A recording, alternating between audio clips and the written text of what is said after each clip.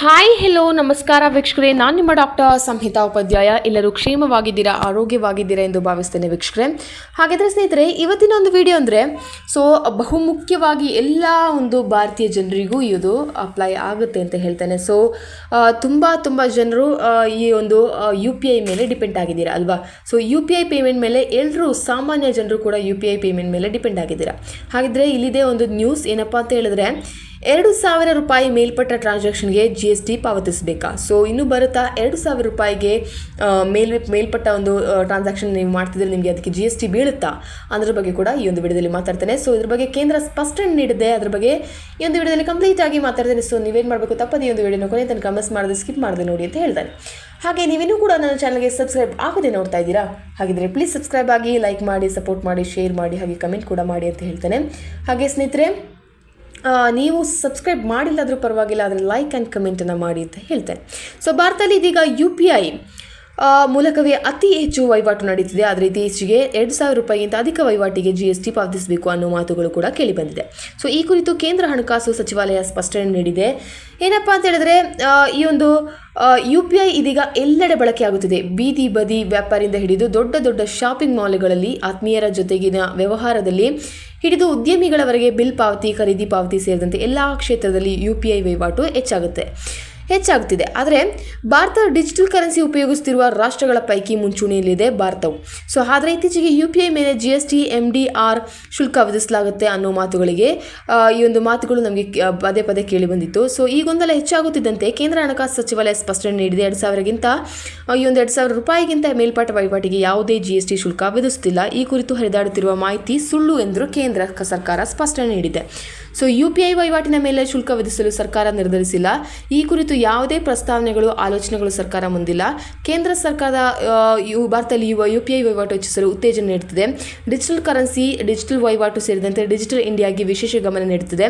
ಹೀಗಾಗಿ ಈ ಕುರಿತು ಗೊಂದಲಕ್ಕೀಡಾಗುವ, ಆತಂಕ ಪಡುವ ಅವಶ್ಯಕತೆ ಇಲ್ಲ. UPI ಮೇಲೆ ಯಾವುದೇ ಶುಲ್ಕ ವಿಧಿಸುತ್ತಿಲ್ಲ ಎಂದು ಕೇಂದ್ರ ಹಣಕಾಸು ಸಚಿವಾಲಯ ಹೇಳಿದೆ. ಹಣಕಾಸು ಸಚಿವಾಲಯ ಹಾಗೂ ಕೇಂದ್ರೀಯ ಪರೋಕ್ಷ ತೆರಿಗೆ ಮತ್ತು ಸುಂಕ ಮಂಡಳಿ CBIC ಇಂತಹ ಯಾವುದೇ ಪ್ರಸ್ತಾವ ಪರಿಗಣಿಸುತ್ತಿಲ್ಲ ಎಂದಿದೆ. ಬಳಕೆದಾರ ಆತಂಕ ದೂರ.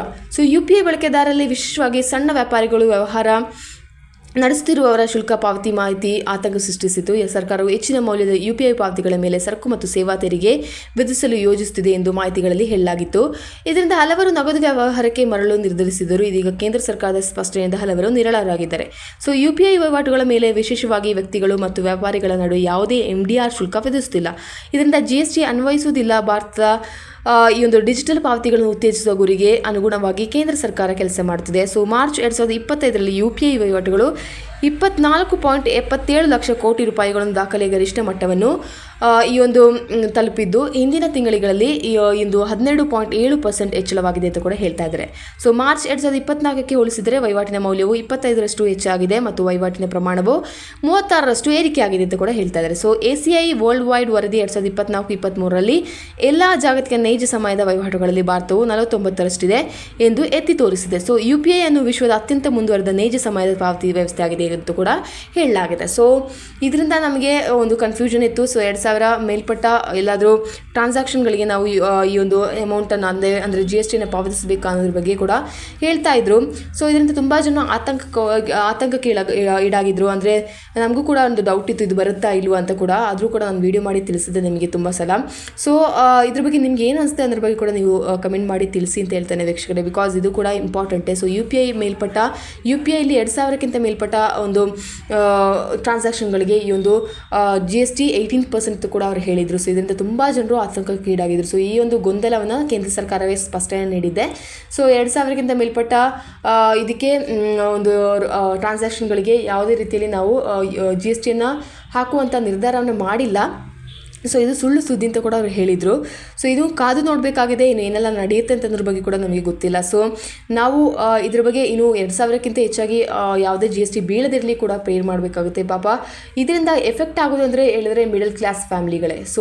ನನ್ನ ಒಂದು ಪ್ರಕಾರ ನಾನು ಏನು ಹೇಳ್ತಾ ಇದ್ದೇನೆ, ಇದರಿಂದ ಈ ಒಂದು GSTಯಿಂದ ಎಫೆಕ್ಟ್ ಆಗೋದಂದರೆ ಅದು ಖಂಡಿತವಾಗಲೂ ಈ ಒಂದು ಬಡ ಕುಟುಂಬಗಳಿಗೇನೆ. ಮಿಡಲ್ ಕ್ಲಾಸ್ ಫ್ಯಾಮಿಲಿಗೆ ಕೂಡ ಇದು ಭಯಂಕರವಾಗಿ ಅಂದರೆ ಅಡೆತಡೆಯಾಗಿ ಈ ಒಂದು ಯೋಜನೆ, ಈ ಒಂದು GST ಎಫೆಕ್ಟ್ ಆಗುತ್ತೆ ಅಂತ ನಾನು ಹೇಳ್ತೇನೆ. ಸೊ ಇದ್ರ ಬಗ್ಗೆ ನಿಮಗೆ ಏನು ಅನಿಸುತ್ತೆ ಅದ್ರ ಬಗ್ಗೆ ಕೂಡ ನೀವು ಕಮೆಂಟ್ ಮಾಡಿ ತಿಳಿಸಿ ಅಂತ ಹೇಳ್ತೆ ಈ ಒಂದು ವಿಡಿಯೋನ ಸ್ಟಾಪ್ ಮಾಡ್ತೇನೆ. Until then see you, it's me doctor Samhita Upadhyaya. ಧನ್ಯವಾದಗಳು. Thank you.